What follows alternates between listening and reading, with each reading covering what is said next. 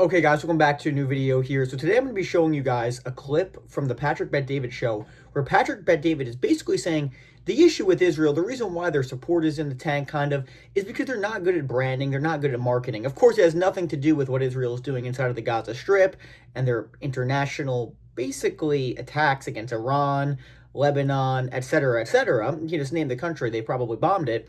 And what we're going to show you is Patrick Bet-David's solution to this. And he's being totally serious, where he thinks if you do this, it would actually improve Israel's branding as he sees it. And it's one of the more ridiculous things I've ever heard in my life. He basically said Netanyahu should have a Comedy Central kind of roast and have a bunch of comedians roast Israel. And he thinks at the end of it, people will be like, oh yeah, it'll be great. Okay, we'll lay off in Israel now. And he's being totally serious about this too. And you have other people on the panel like Vinny, basically shaking their head thinking, wow, this is a great idea. And when I hear something like this, I'm like, how do these people think like this? And I mean, it really is genuinely bizarre that people think this is a solution. So we're going to show you the clip and we're going to talk about it right afterward. And by the way, guys, if you're enjoying the content, make sure to like and subscribe. It's super good for the algorithm and it helps out the channel immensely. And if you want to become a member, hit the join button below. We just got to 3,000 subscribers. Thank you all so much for the support. So here's a clip of Patrick Bet-David saying the solution for Israel is to have a Comedy Central style roast with Netanyahu and comedians roasting Israel to his face. And after that, everyone will start loving Israel again. Totally bizarre. Here's the clip and we'll talk about it in just a second. I believe the way to save Israel, for them to be humbled, is Israel needs a roast like the Tom Brady roast. Wow. Put Netanyahu in the middle, bring Kevin Hart, Andrew Schultz, Dave Smith, bring, who's the guy, Kill Tony, who is the other guy, who's the other guy that plays Biden? Tony Hinchcliffe. Not Tony Hinchcliffe, the other guy. That was Shane Gillis. He would Shane Gillis. Bring Shane Gillis. Bring all of these comedians and let them do a 3-hour roast on Israel. Let them make so much fun of them, so much of it.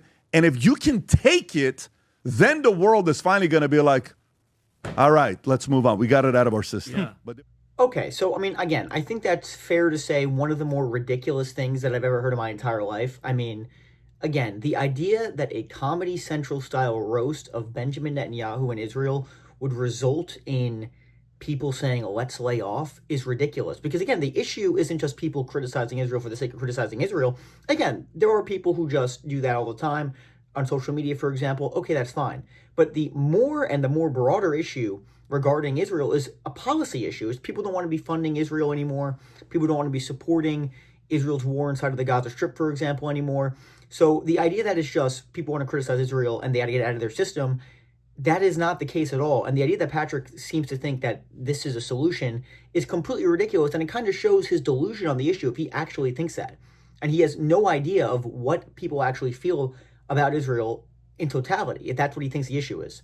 Because it's totally absurd what he's saying there. It makes absolutely no sense. And I do wonder if some of Patrick's feelings towards Israel is kind of related to he views Israel as one of the only major solutions to overthrowing the Iranian regime. Of course, Patrick is an Iranian immigrant, and he doesn't support the regime in Iran. Totally fair. So my question is, does he support Israel? Because again, he does not support funding to basically any other country. He's very anti-Ukraine funding. But when it comes to Israel, he's totally okay with it, it seems. He's always on the pro-Israel side of the debate when he's debating Glenn Greenwald, for example.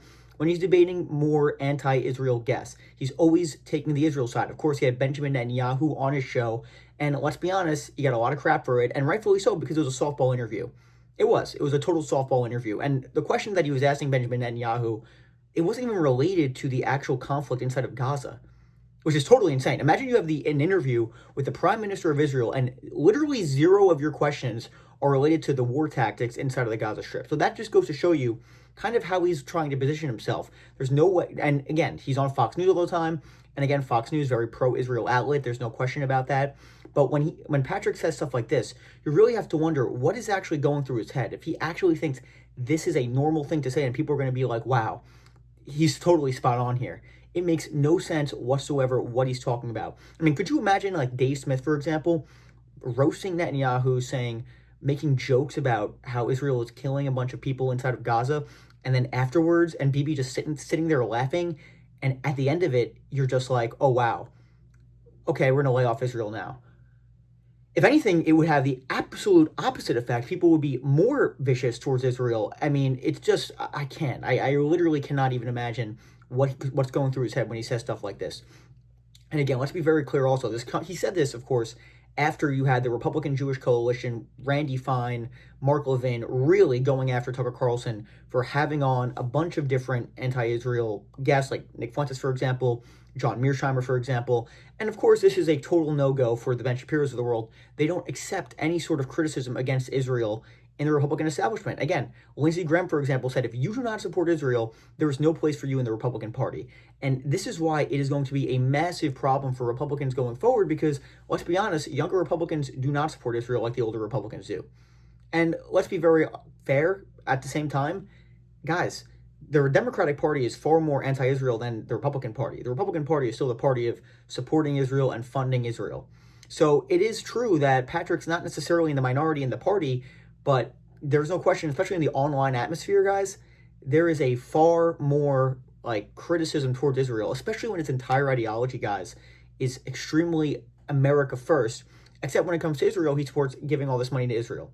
It makes no sense whatsoever. And you have to wonder, why is he saying this? Why does he think this is a good idea? So, I mean, I'm curious what you guys think about this and what exactly is going through his head when he says these ridiculous comments, because it is ridiculous. Like, there's no way someone could be watching that and say, wow, he's really spot on here. And as far as this Republican civil war that's going on between the Tucker Carlson wing and the more Republican establishment wing, which includes Trump, let's be very clear here. Trump is with the Lindsey Grahams on this issue. He endorsed Lindsey Graham. He's golfing with them all the time. So where exactly does this end up? I don't know if it'll be a clear winner per se, but I certainly think it's going to lead to a fracturing of the Republican Party, which in turn is going to lead to helping Democrats in the upcoming elections. There's no question about it.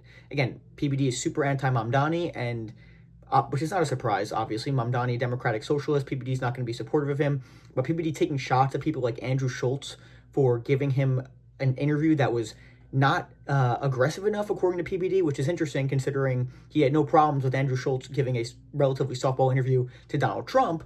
But again, you see where PBD's sort of allegiances lie here on this side. He tries to play both sides, but in the end, he is absolutely on the pro-Israel side of the party. There's no question about it.